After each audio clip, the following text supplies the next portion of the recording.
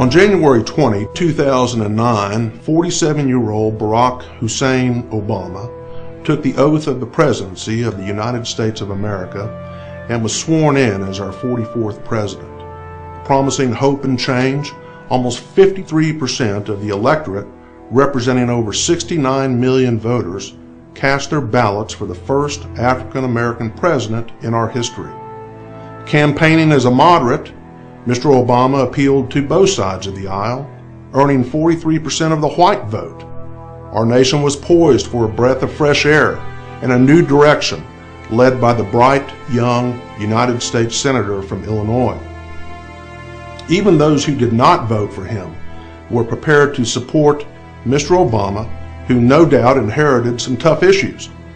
Yet, America, the greatest nation in history, the envy of the world, led by Mr. Obama, was poised to move forward, prepared for a fresh start, a new beginning, renewed hope, and yes, even change.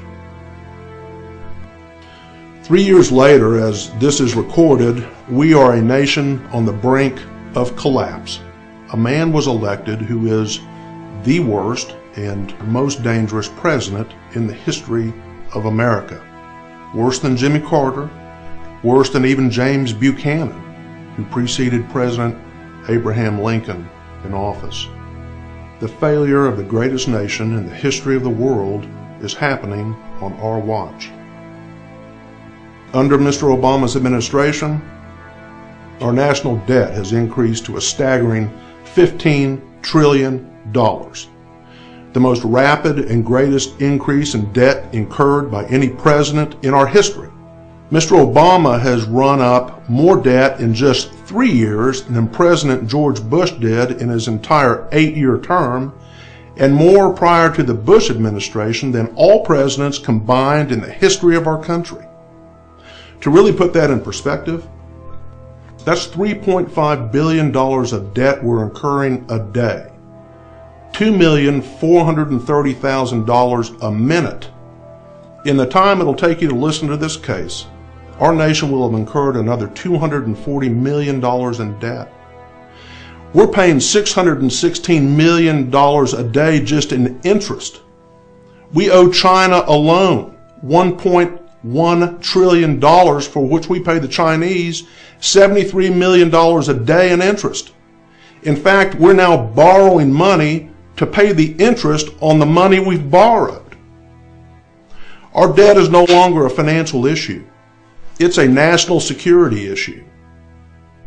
This is what Mr. Obama said about President Bush when campaigning for the presidency in 2008.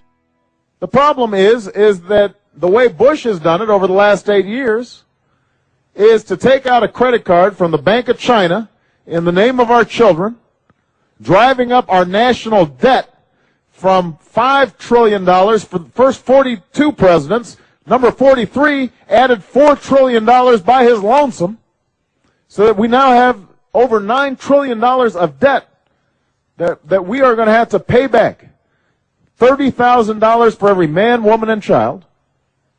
That's irresponsible. It's unpatriotic. Here's another fact that defines Mr. Obama's idea of hope and change. He's committed this country to over $60 trillion in present value dollars in unaffordable programs and mandates. Our yearly debt now approaches nearly 100% of our nation's gross domestic product. In years past, that was considered only a theoretical possibility. It's now an unassailable fact. By 2016, almost 71% of every tax dollar will be spent on mandatory programs: Medicare, Medicaid, Social Security, federal and military pensions, and interest on our debt. That means there will only be 29% of your tax dollars left to fund our defense, education, and the hundreds of other programs upon which we rely. We're on a collision course with an economic meltdown, the likelihood of which is not just theoretical, it's certain.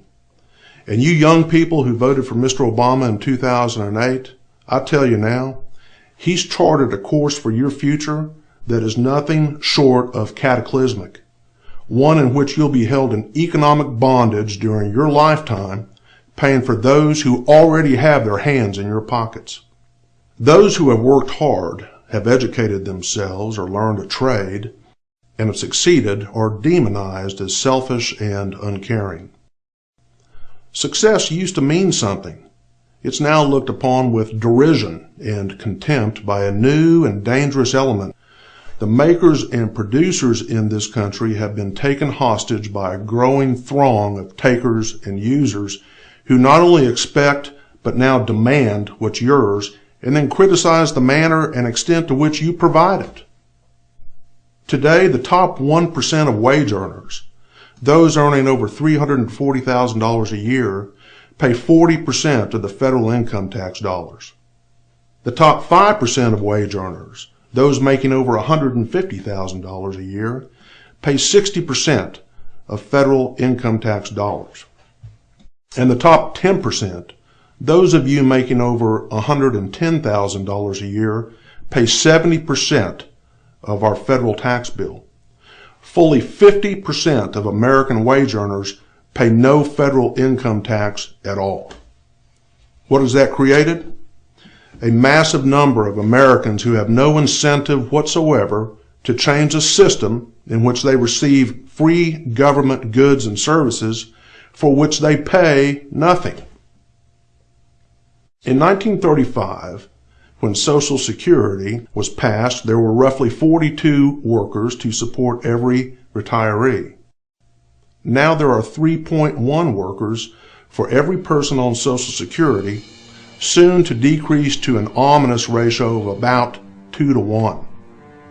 The cost of health care for a generation of baby boomers retiring at the rate of $10,000 a day, standing alone, will bankrupt us. Mr. Obama, who so eloquently shared his wonderful vision for America's future on the campaign trail, has been exposed as an inept apologist, contemptuous of American values, one whose Western European socio-economic agenda is destroying the fabric of our nation. Mr. Obama is ashamed of our legacy of greatness. He apologizes to our enemies and barters our security for empty promises. We're viewed with disdain and contempt even by our allies. Our enemies abroad are as emboldened and as aggressive as ever. Indeed, our enemies are not just beyond our borders, they're found within Mr. Obama's own hand-picked administration, the radical left, who consider this to be a post-American century, one in which our national identity will be subsumed in a communal world order if left unchecked. We are a nation divided at its core. Our country's enemies are radical secularists who've become the rule makers, and when it serves their interests, the rule breakers. They've set and forced upon us an agenda that is frankly un-American. Many in this country no longer have the resolve, the work ethic, the unwavering faith in God that defined so many generations that preceded us. They view themselves as victims.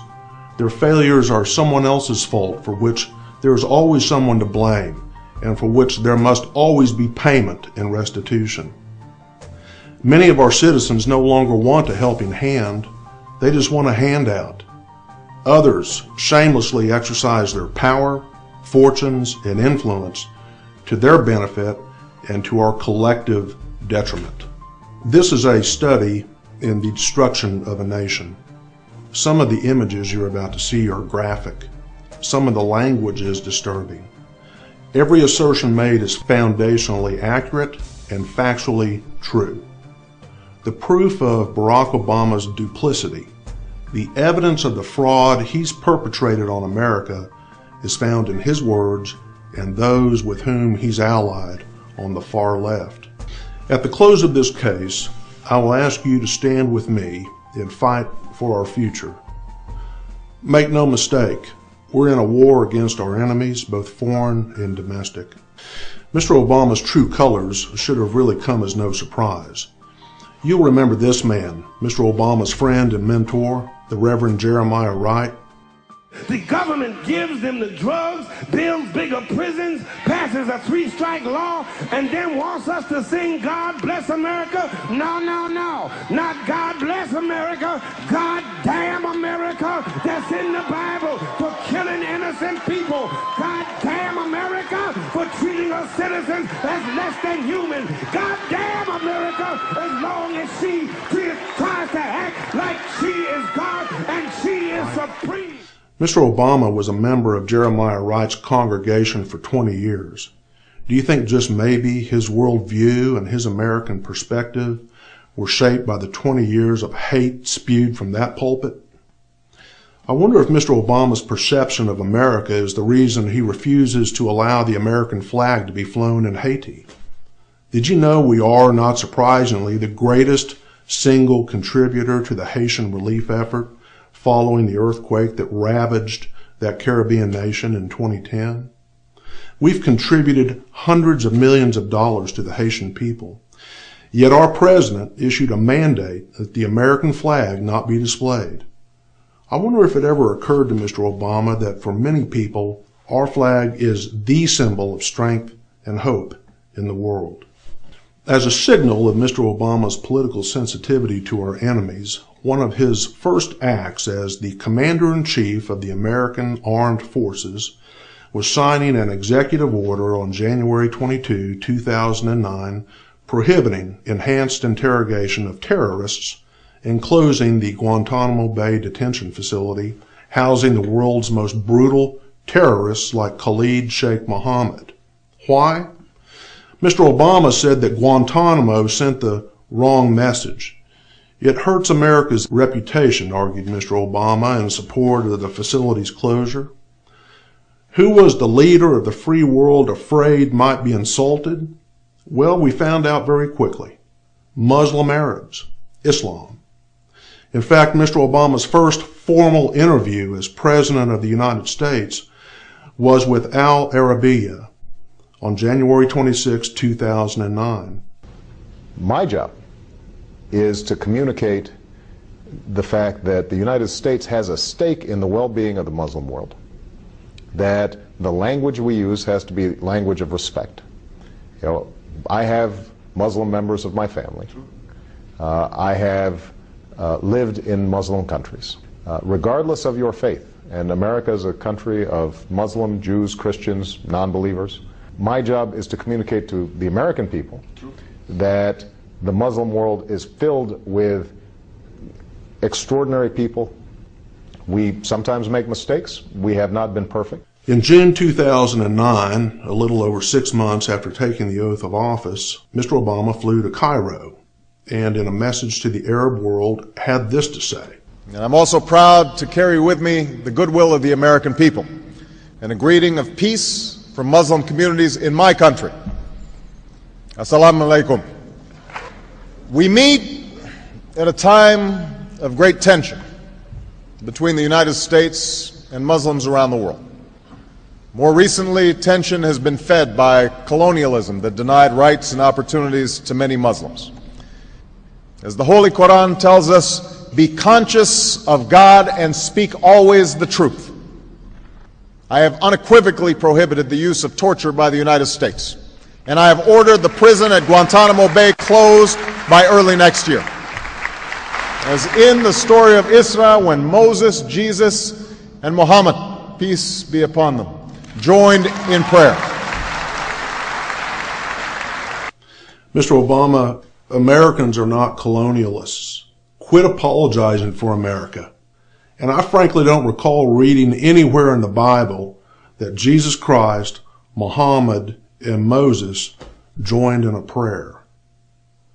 Mr. Obama is so hypersensitive about offending the Muslim world that he's ordered the elimination of any reference to Islam in our military's field interrogation manual, blind to the fact that while all Muslims aren't terrorists, virtually all terrorists are Muslims, whose attacks are frequently linked to Muslim holy days and the deaths of their suicide martyrs.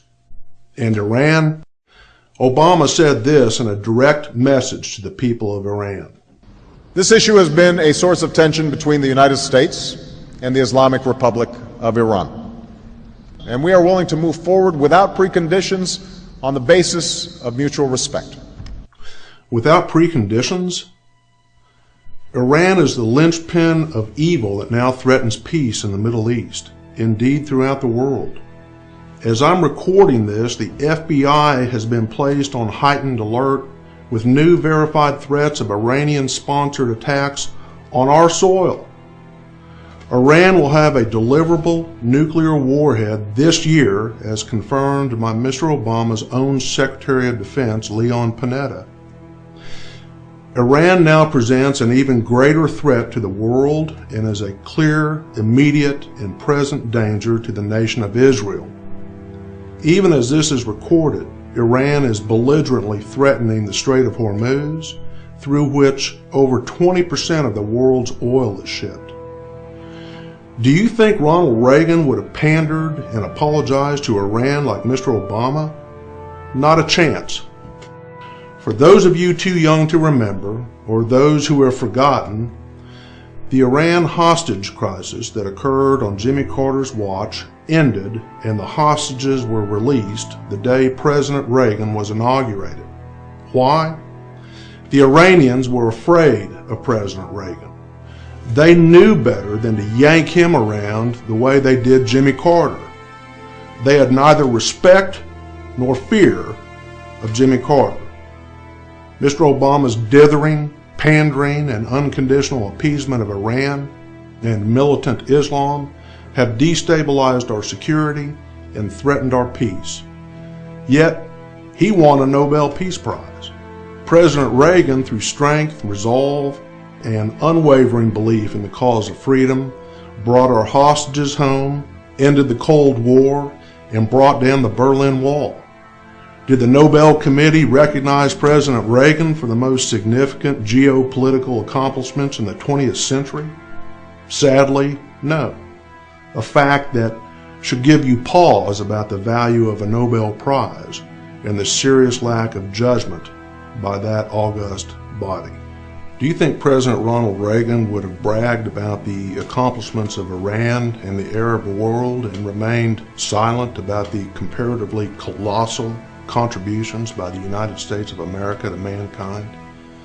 And do you think you would have ever seen Ronald Reagan bow to a foreign king? This is Mr. Obama bowing to King Abdullah of Saudi Arabia. This nation bows and kneels to only one king, the King of Kings. Sadly, Mr. Obama made good on his promise to negotiate with Iran without precondition. In a stunningly naive effort to enlist Russia's help to quell increasing Iranian militarism, Mr. Obama withdrew a commitment by the Bush administration to build a missile defense shield in Poland and the Czech Republic that would have protected our allies from nuclear strikes. This is not the first time the Czech and Polish people have been sold out. It happened on this man's watch too.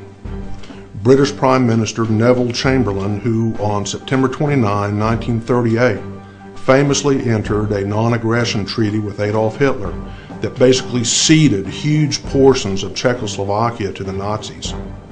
Upon his return from Berlin, Prime Minister Chamberlain proudly declared to the British people, "Treaty in hand, peace in our time." Prime Minister Chamberlain's peace treaty with Hitler is now viewed as perhaps the greatest and most naive acts of appeasement of the 20th century. Just a few months later, Hitler's army invaded the balance of Czechoslovakia while the world did nothing.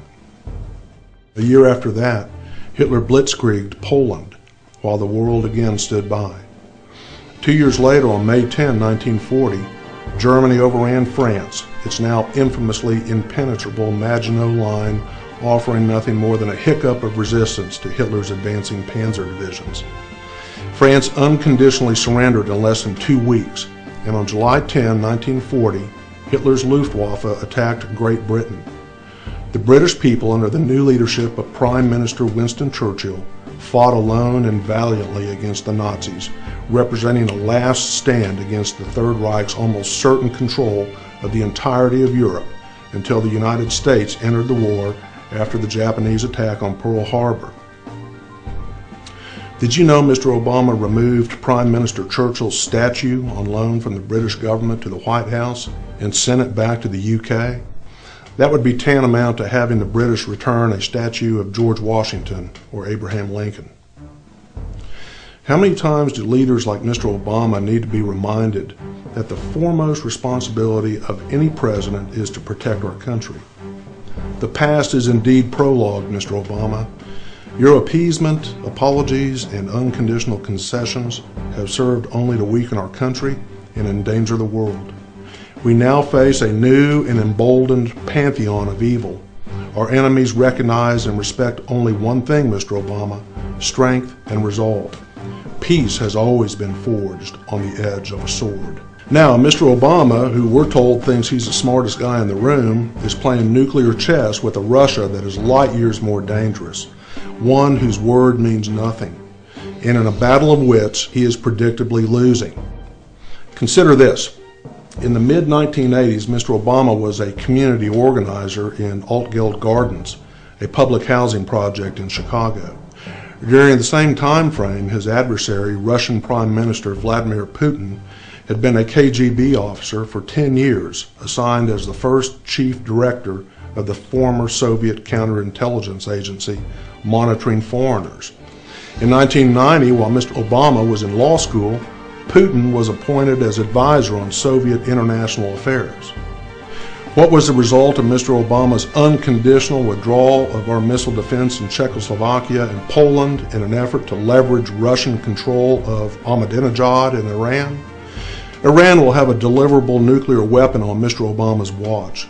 And let's not forget who we're dealing with over there. This is Iran's Ahmadinejad as recently as September 2011 at the UN. In identifying those responsible behind the September 11 attacks, there were three viewpoints.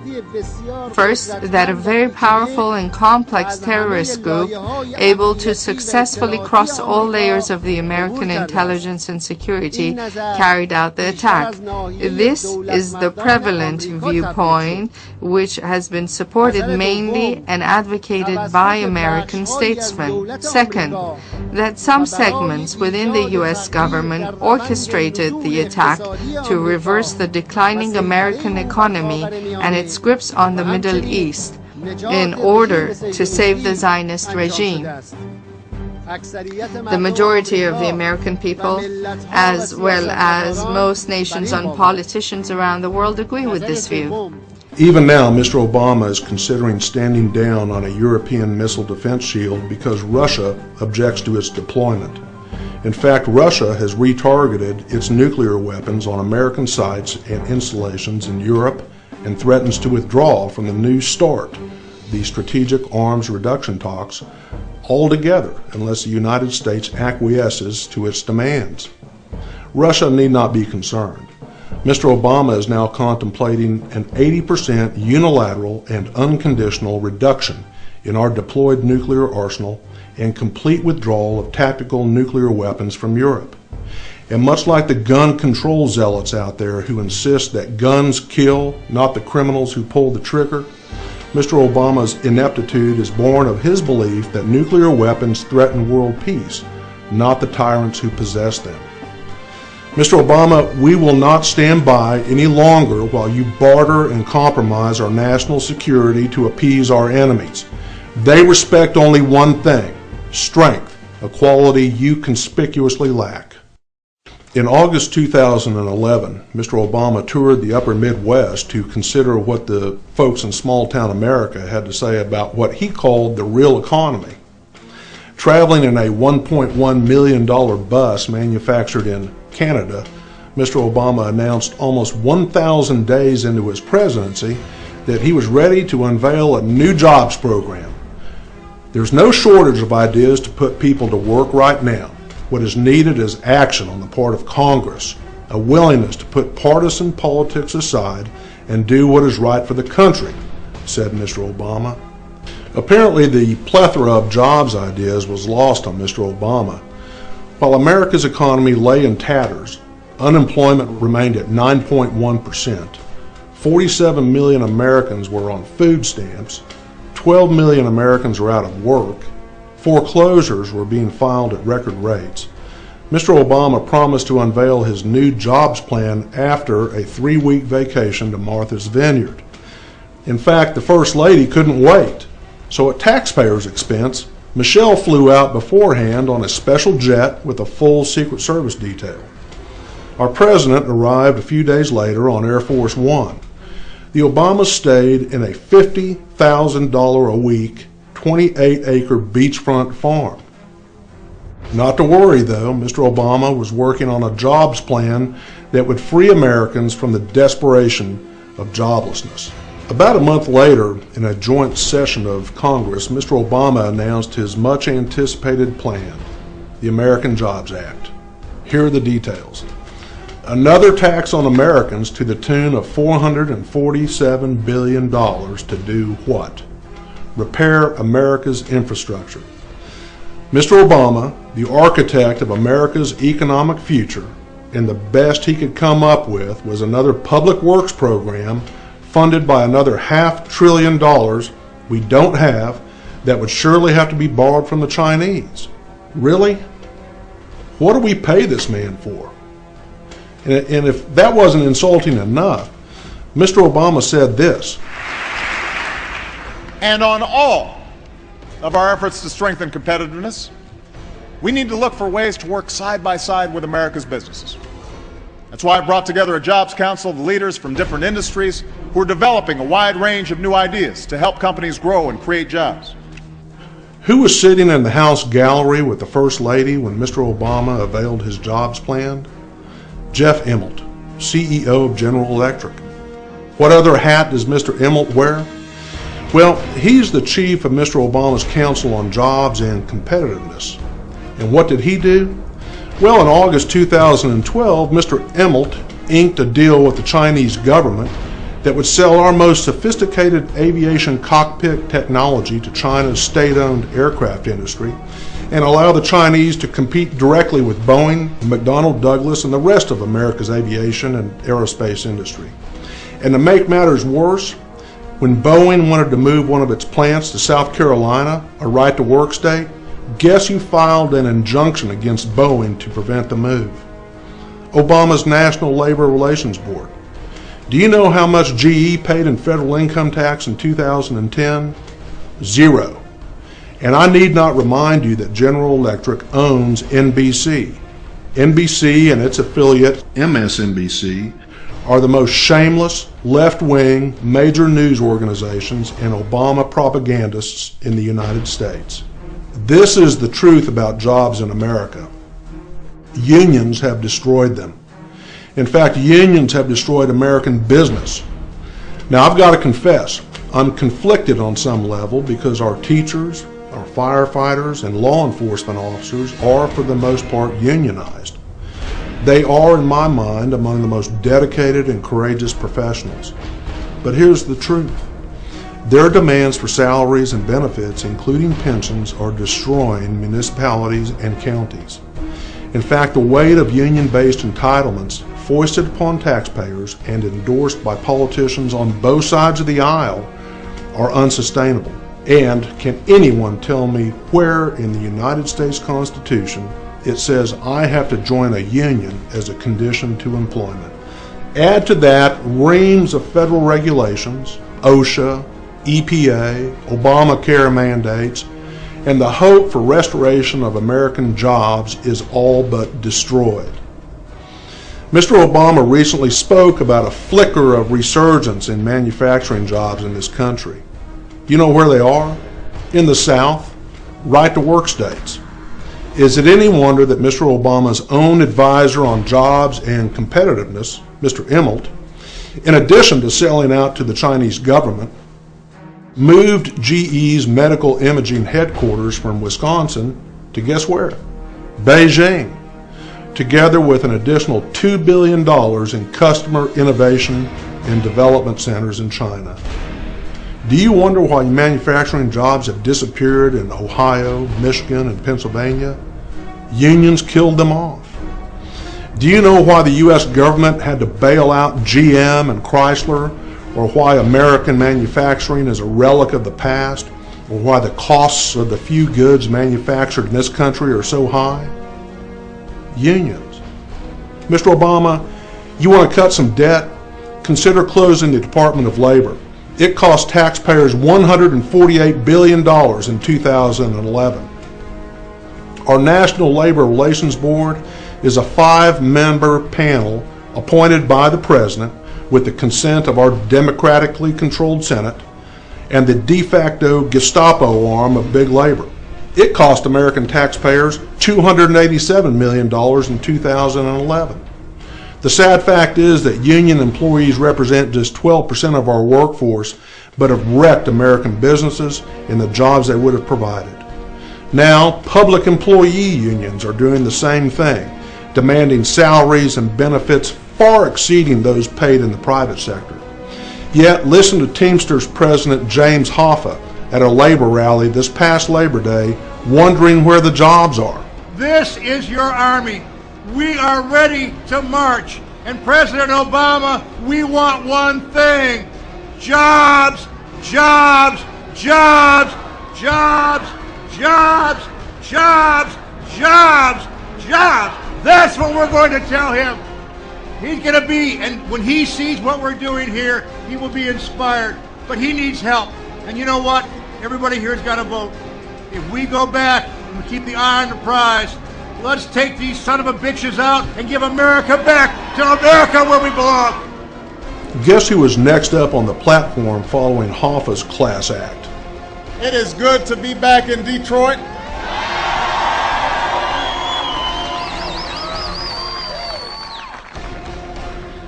This is Joe Biden at yet another labor rally in Las Vegas. Don't any of you, by the way, any of you guys vote Republican? Let me put it this way. Don't come to me if you do. You're on your own, Jack. Mr. Obama and his union supporters have destroyed the greatest economic juggernaut in the history of the world. Our economy is in intensive care. It has no heartbeat. Mr. Obama's great experiment in socializing our country has brought American free enterprise to its knees. Our economy must be shocked back to life. We do not need, nor can we afford, any more public sector jobs. There are too many as it is. Get out of our pockets. Let the free enterprise system work. Haven't socialist bankrupt countries like Greece, Italy, Portugal, Ireland, and Spain, after which you want to pattern America, taught you anything, Mr. Obama?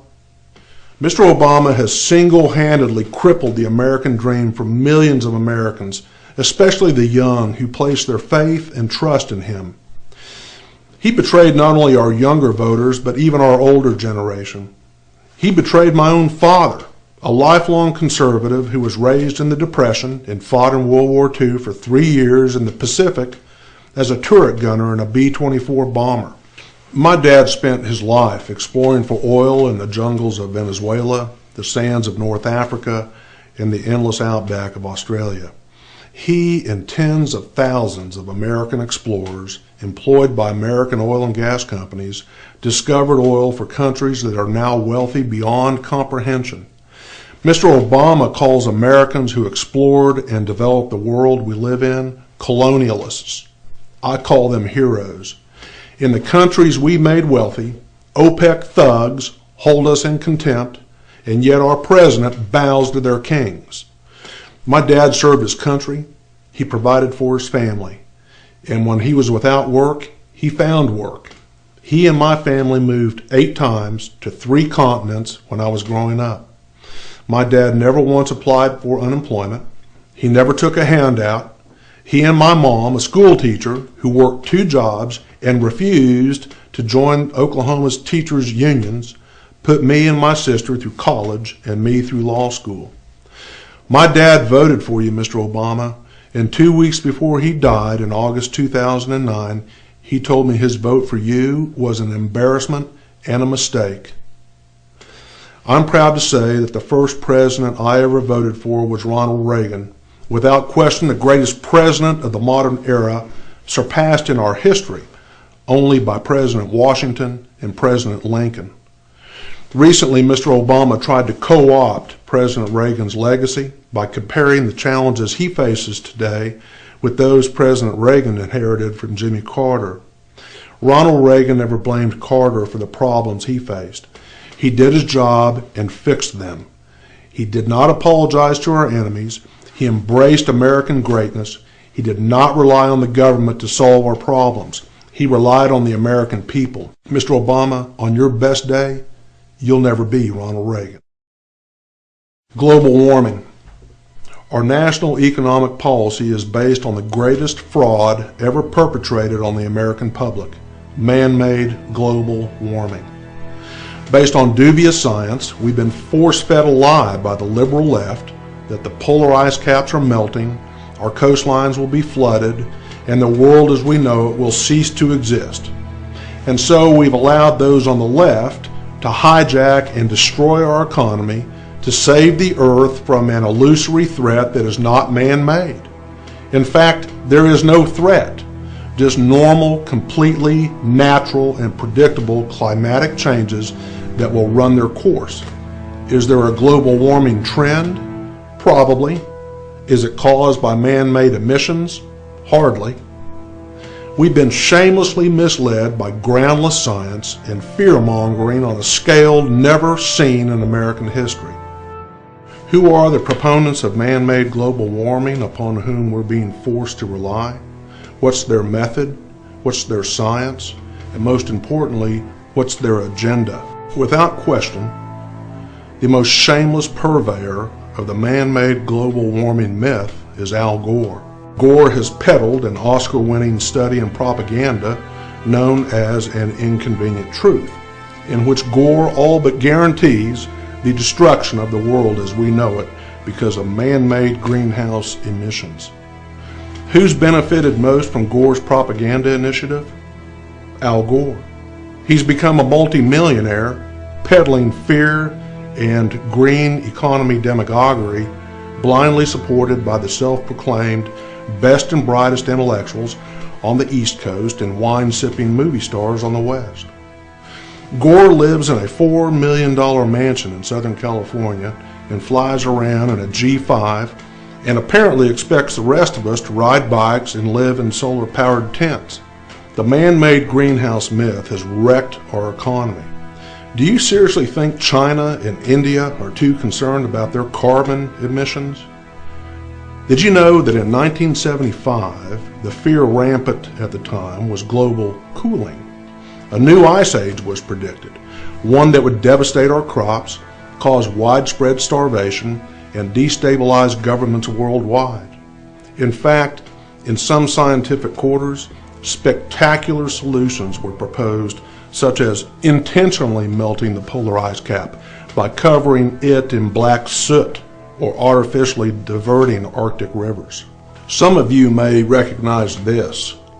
It's the famous hockey stick graph, brainchild of climatologist Michael Mann of Penn State University, featured at the 2001 Intergovernmental Panel on Climate Change.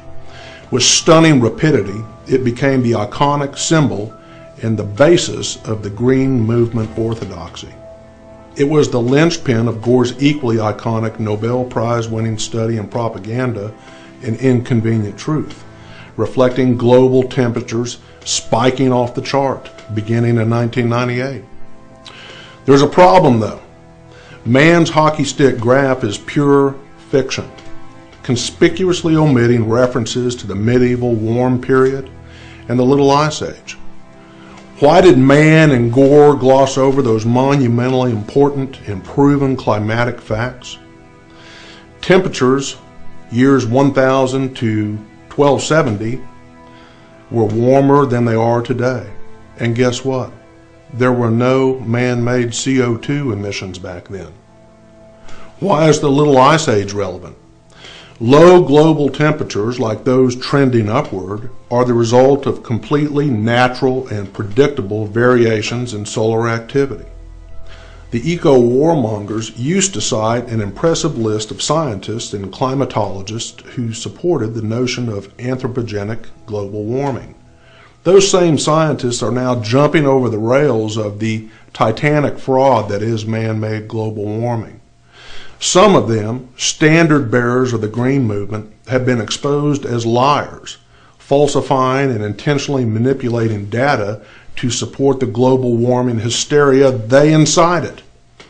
Computer climate models cited so often by the green movement produced results based on foundationally flawed and incomplete data. Recent NASA satellite studies prove that the Earth's atmosphere is actually releasing significant and quantifiable amounts of heat into space than earlier climatic models told us. So what has Mr. Obama's terribly flawed and misguided green initiative led to? Nothing short of the complete dismantling of America's energy industry, the American coal and oil and gas industries. I've already done it. I voted against the Clear Skies bill. So if somebody wants to build a coal-powered plant, they can. It's just that it will bankrupt them because they're going to be charged a huge sum for all that greenhouse gas that's being emitted. Are green jobs a good thing? Of course they are. Will there be a day when this country will no longer have to rely on fossil fuels to power our economic engine? Yes, but not in our lifetime. There will no doubt be a time when we rely on sun, wind, geothermal, and who knows, even cold fission. But we're not there yet. And to wreck entire industries and the jobs they create, to wage an all-out war on the American energy industry, is a recklessly naive and dangerous policy. Listen to California Democrat Maxine Waters, who is unbelievably a United States Congresswoman, cross-examine the CEO of Shell Oil about why gas prices are increasing.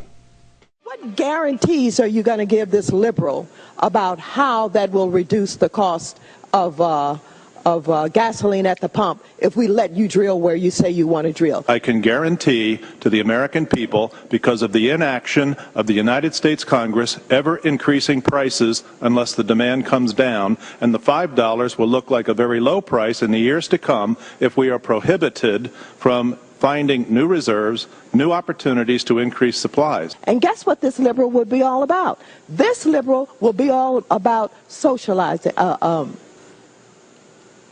would be about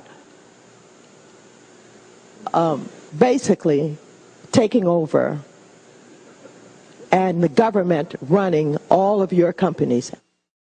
It should shock anyone listening that that lady serves as an American policymaker. We are, as President Bush observed, a nation addicted to foreign oil. We must accept that we can no longer depend on enemies of this country to supply our oil. We must become energy independent. Nothing less than our survival as a country depends on it. Mr. Obama proudly announced in his most recent and hopefully last State of the Union address that he had opened millions of acres of land for exploration and drilling. Of course, consistent with his well-practiced art of deception, Mr. Obama failed to tell you that he had unilaterally rescinded tens of millions of acres of leases and that drilling permits are choked in reams of regulatory red tape. We must build the Keystone Pipeline and relax the EPA's ridiculous impediments to its construction. Do you know that one of the biggest reasons the pipeline was shelved was because of a beetle thought to be endangered? I find it more than just a little interesting that the states that would benefit the most from the pipeline are all red states. Not one went to Obama in 2008, and not one will go his way this time around either. We must open up the Gulf of Mexico and the North Slope of Alaska. We must promote exploration and development of this nation's resources, and in so doing, we will render irrelevant the desert sheikhs and kings who have extorted and blackmailed us far too long. The United States is floating on seas of natural gas and oil.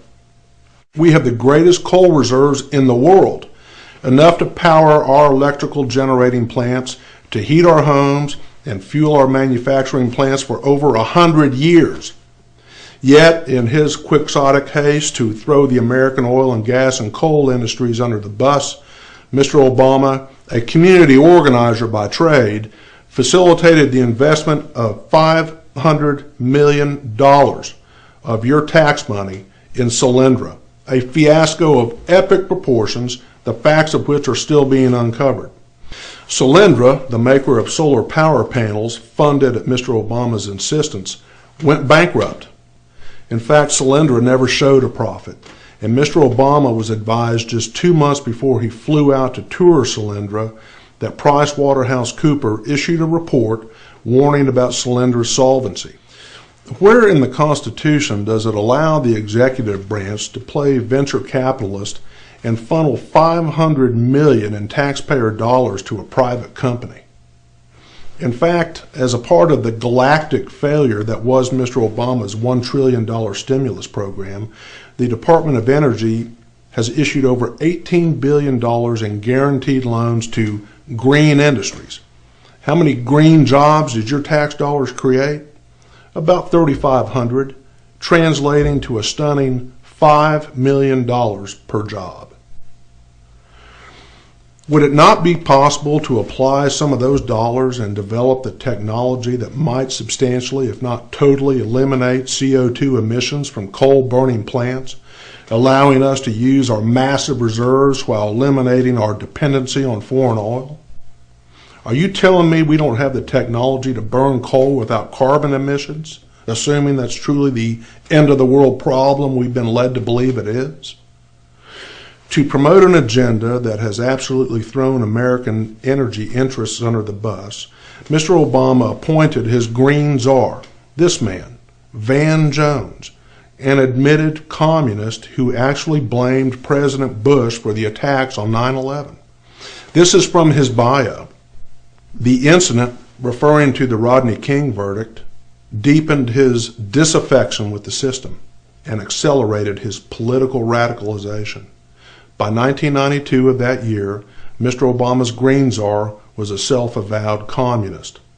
When he graduated from law school, Jones moved to San Francisco and joined a socialist group called STORM, whose points of unity upheld revolutionary democracy, revolutionary feminism, revolutionary internationalism, the central role of the working class, urban Marxism, and third world communism. You're known by the company you keep, Mr. Obama, and frankly, to have hired someone like that is a disgrace to your office. And since we're discussing Mr. Obama's radical colleagues, don't forget that when Mr. Obama was a community organizer in Chicago, he was associated with this guy, William Ayers. Who is Ayers? He was the admitted co-founder of the Weathermen, a self-described communist revolutionary group that in the 60s and 70s bombed a Chicago statue dedicated to police casualties, bombed the Pentagon, and was allegedly connected with a fatal bombing of a San Francisco police precinct. How's this guy running around today? All charges were dropped against him and the Weather Underground based on alleged illegal FBI tactics. So, what did Ayers do then? Well, in 1974, he wrote a book, and in its dedication paid tribute to Sirhan Sirhan, who assassinated the probable 1968 Democratic nominee for the presidency, Robert F. Kennedy. He became the darling of the Chicago left, and in 1997, Chicago bestowed upon Ayers its Citizen of the Year award. Mr. Obama attended board meetings, retreats, neighborhood fundraisers, and at least one news conference with Ayers. Ayers contributed to Obama's campaign for the Illinois Senate seat. Can you even fathom Ronald Reagan being in the same room with this guy? Mr. Obama should, as any self-respecting American would have, immediately disavowed Ayers, resigned from any boards on which they served, and publicly and unequivocally chastised Ayers as a domestic terrorist undeserving of the name American. The Old Testament teaches in chapter after chapter, verse after verse, that the tribe of Israel is God's chosen. Israel is our strongest ally in the Middle East. It is the only democracy in the Middle East. Any enemy of Israel is an enemy of the United States. Yet, while Mr. Obama panders to radical Islam, he has treated Israel with disdain and contempt. In March 2010, the Israeli Prime Minister Benjamin Netanyahu arrived in Washington only to be publicly ostracized and embarrassed by Mr. Obama. In fact, the Prime Minister wasn't even invited to stay at the White House, having to find a place instead at a Washington hotel. Mr. Netanyahu was accorded none of the respect traditionally given to foreign heads of state, let alone the leader of one of America's greatest and staunchest allies. Yet, in a stark contrast, Mr. Obama hosted a lavish dinner at the White House in celebration of Ramadan, the Muslim New Year. In a strip of land roughly the size of New Jersey, at its narrowest, 4 miles in the Golan Heights, and a mere 9 miles from the green line of the West Bank to the Mediterranean, Israel was reestablished in 1948. It is a nation of 7,800,000 citizens, surrounded by enemies who seek nothing but its total eradication. It has resoundingly won 3 wars of aggression waged against it: the 1948 Arab-Israeli War, the Six-Day War, and the Yom Kippur War. Its triumphs are a testament to God's divine hand. Yet, in a public declaration in May 2011 of what can only be described as complete diplomatic naivete, the leader of the free world, Mr. Obama, unilaterally announced that Israel should surrender its territories to the pre-1967 borders, essentially ceding its security and sovereignty to the Palestinians. Since the Second Intifada in 2000, over 1,000 Israelis have been murdered by Palestinian terrorists, something on the order of 42,000 if calculated as a percentage of the American population. What a blind man. Mr. Obama betrays Israel, apologizes to the Arab world, and pursues a policy that violates every biblical warning and admonition. Why should we be surprised? This is Mr. Obama on the Bible. Given the increasing diversity of America's populations, the dangers of sectarianism are greater than ever. Whatever we once were, we are no longer a Christian nation, at least not just. We are also a Jewish nation, a Muslim nation, and a Buddhist nation, and a Hindu nation, and a nation of non-believers. And even if we did have only Christians in our midst, if we expelled every non-Christian from the United States of America, whose Christianity would we teach in the schools? Would it be James Dobson's or Al Sharpton's? Which passages of Scripture should guide our public policy? Should we go with Leviticus, which suggests slavery is okay, and that eating shellfish is an abomination? Or we could go with Deuteronomy, which suggests stoning your child if he strays from the faith? Or should we just stick to the Sermon on the Mount, a passage that is so radical that it's doubtful that our own Defense Department would survive its application? Yet consider Mr. Obama's syrupy endorsement of the Quran. Assalamu alaikum. As the Holy Quran tells us, as a boy I spent several years in Indonesia and heard the call of the azan at the break of dawn and at the fall of dusk. As a young man, I worked in Chicago communities where many found dignity and peace in their Muslim faith. As a student of history, I also know civilization's debt to Islam.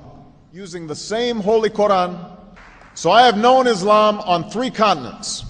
The Holy Quran teaches that Islam has a proud tradition of tolerance.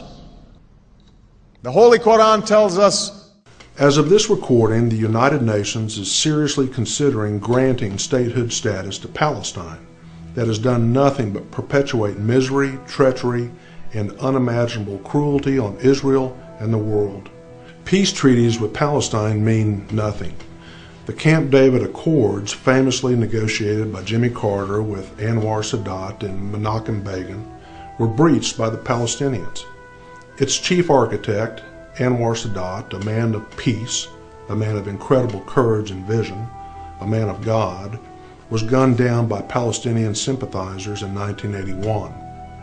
On November 8, 2011, not knowing he was on an open mic, French Prime Minister Sarkozy called Israeli President Netanyahu a liar, to which Mr. Obama replied, "You're tired of him? What about me? I have to deal with him every day." It's stunning to me, frankly, that so many American Jews are supportive of Mr. Obama. In fact, 77% of the Jewish vote in 2008 was for Mr. Obama. I tell you now, if you won't fight for Israel, we will. Our support of the State of Israel must be unwavering and complete.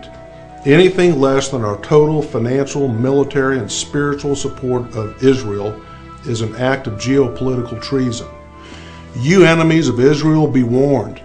Iran and Ahmadinejad, take heed. You who blaspheme and slander, you who deny the Holocaust, you who give safe haven to terrorists, you who in your twisted reality blame the United States for the bloodshed on 9/11, Mr. Obama's days in office are few. We will never again grant the dignity of Muslim burials for terrorists as Mr. Obama ordered for Osama bin Laden on a United States aircraft carrier. You who seek our destruction, we will not back down. We are one nation under God. We are a nation established by God Himself. We fear you not. Let us pause for a moment and discuss those of you who insist that our children be indoctrinated in Darwinian evolutionary theory to the exclusion of intelligent design. You and I are slandered as stupid and naive because we believe that our God, the God of Genesis, created the heavens and earth and created us. Intelligent design is derided by the intellectual left as the stuff of fairy tales. Yet even Darwin himself remarked how easily the origin of the species could be assailed. To accept that we morphed from the primordial ooze is to accept an evolution of millions upon millions of perfectly synchronized microbiological, genetic, and molecular mutations, the statistical likelihood of which is incomprehensible, in fact, impossible. It is as inherently improbable as taking just 6 Scrabble pieces with the letters of Darwin's name and dropping them on a table, with the result of each block lining up perfectly to spell the name Darwin. Forgetting for a moment how the Scrabble pieces came into being, you can try 24/7, 365 days a year, and it will never happen. As stated far more eloquently than I ever could, Michael Behe, author of Darwin's Black Box, even something as ingenious but as simple as a mousetrap fails if only one of its 5 component parts does not work.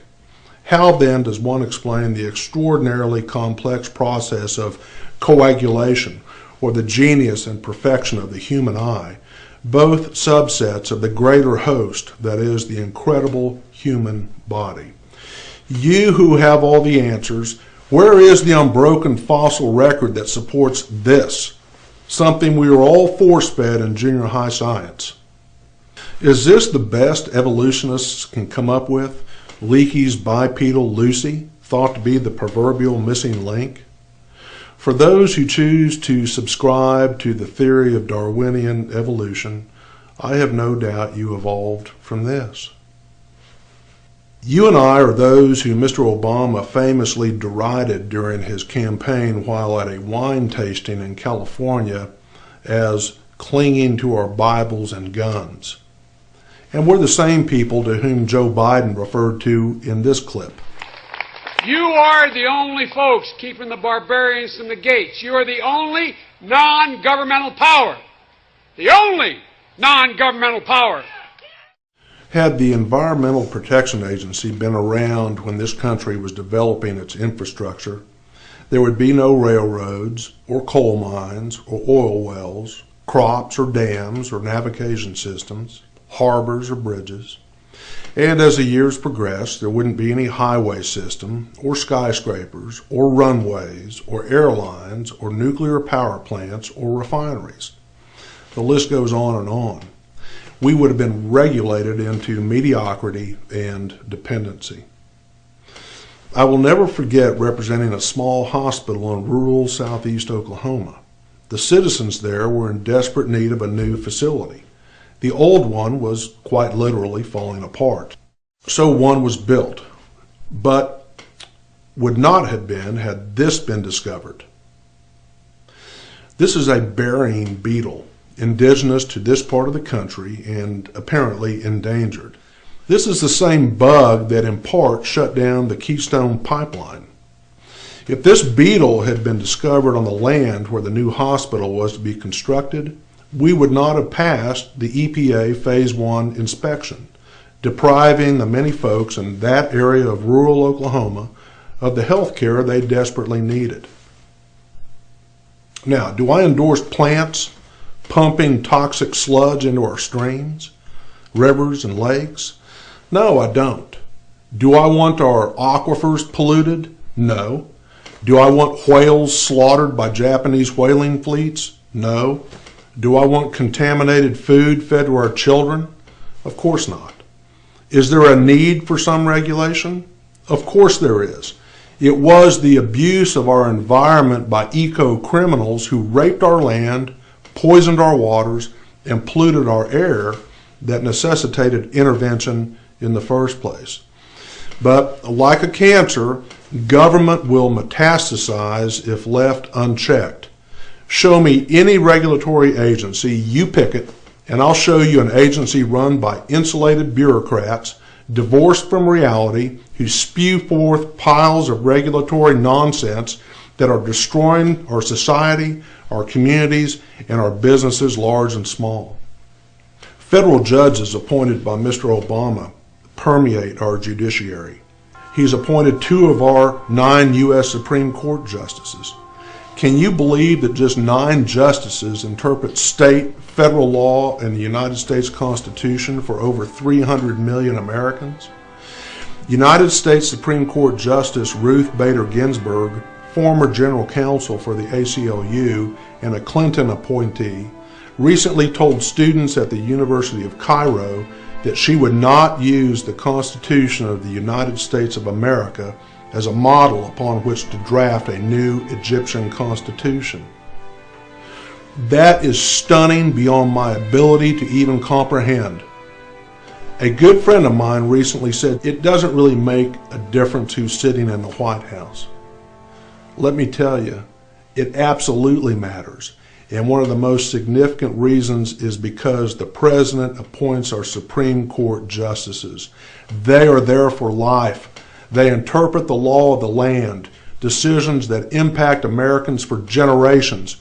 And to know that there's someone like Justice Ginsburg interpreting the Constitution, a document she obviously holds in disdain, is profoundly disturbing and unacceptable.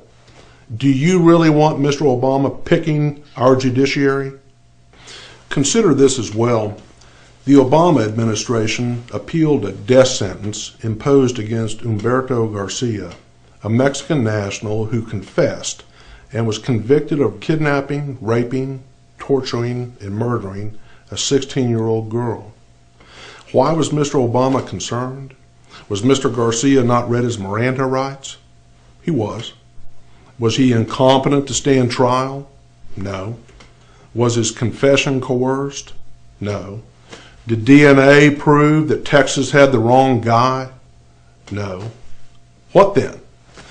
Well, it appears Mr. Garcia, who was 38 years old at the time of his arrest and had lived in the U.S. since he was 2, was not provided access to the Mexican consulate at the time of his arrest, an alleged violation of the Vienna Convention, raising a question in the administration's view about whether Mr. Garcia was fundamentally afforded a fair trial.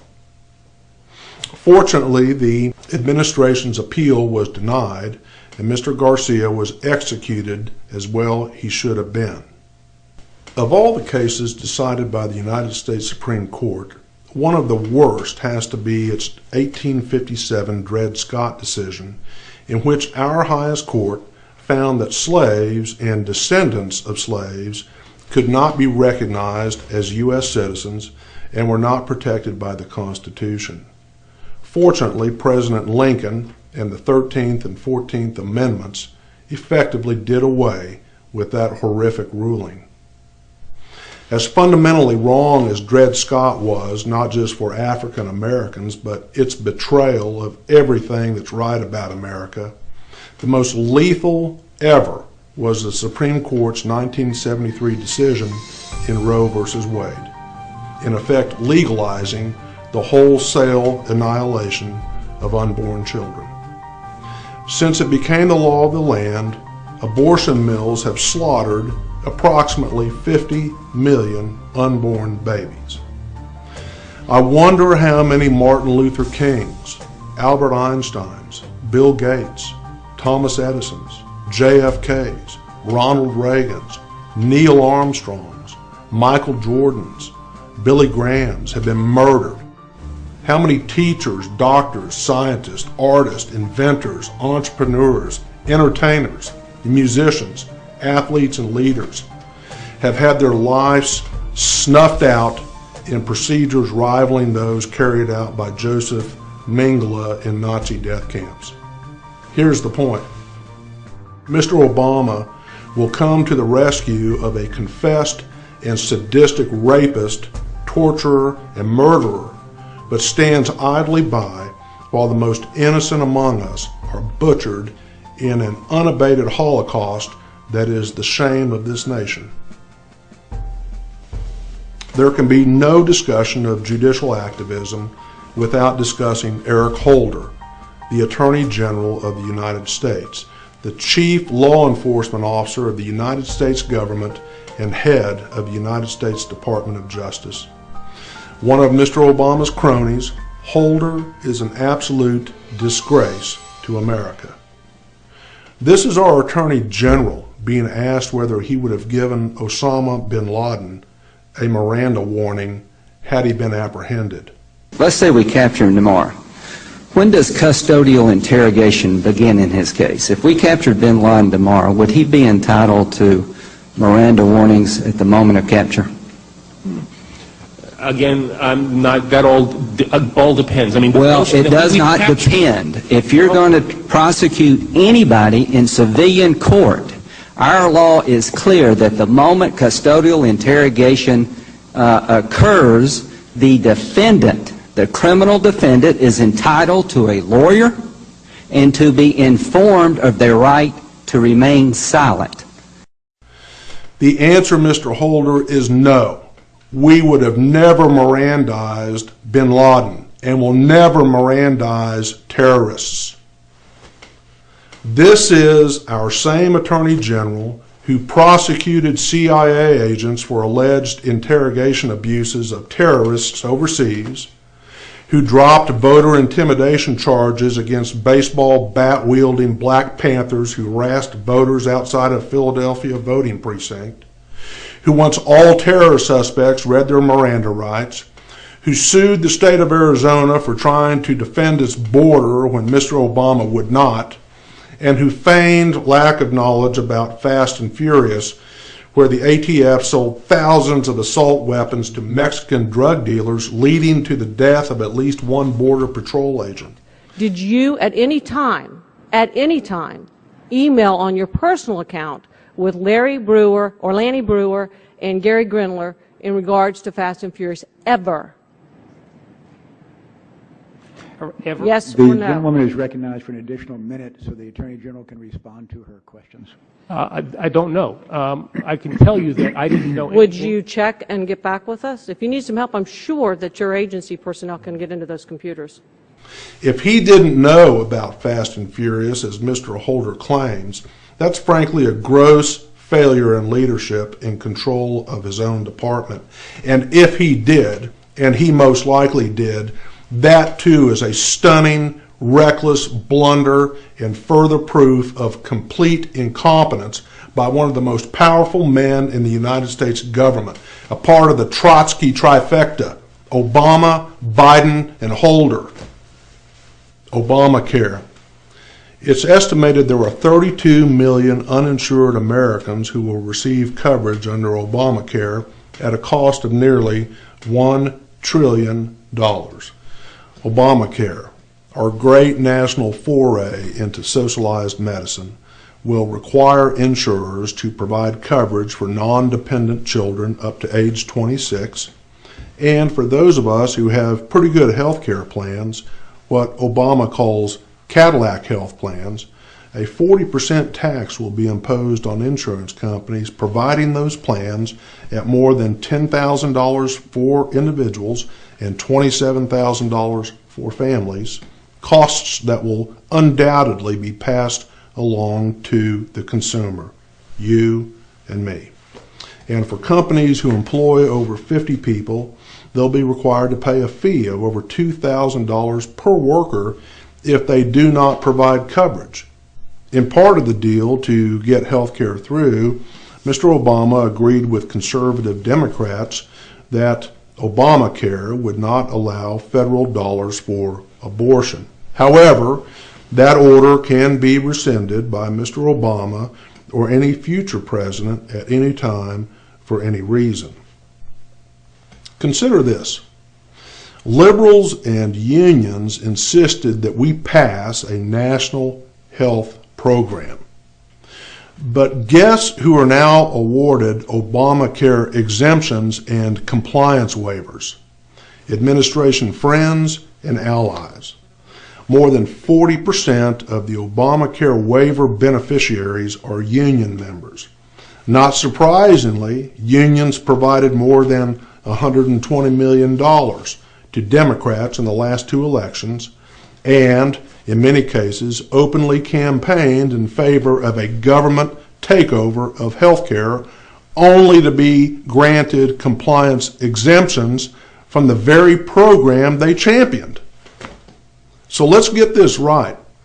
The liberals who forced Obamacare down our throats get waivers so they don't have to pay for it, while the folks who objected to it and never wanted it to begin with are paying for it.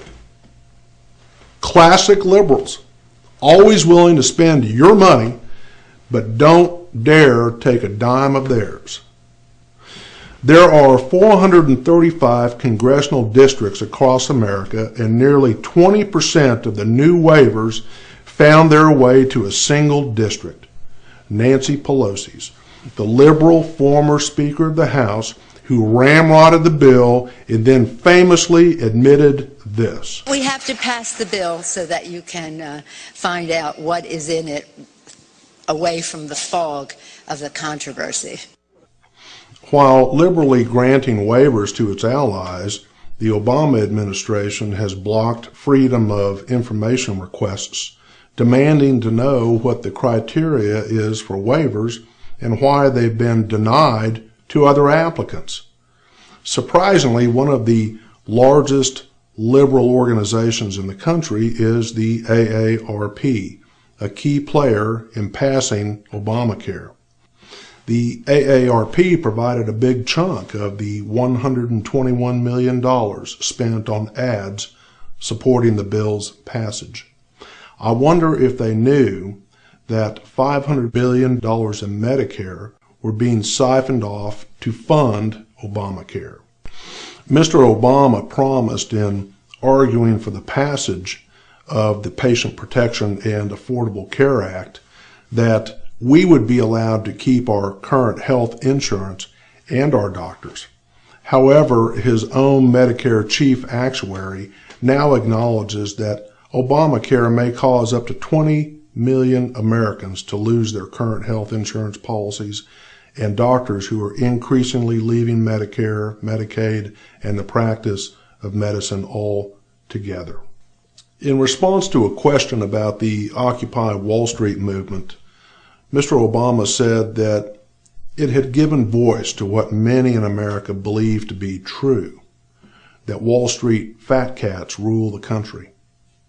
I find it curious that the Occupy Wall Street movement was recently endorsed by Ahmadinejad of Iran and Kim Jong of North Korea, who died last December.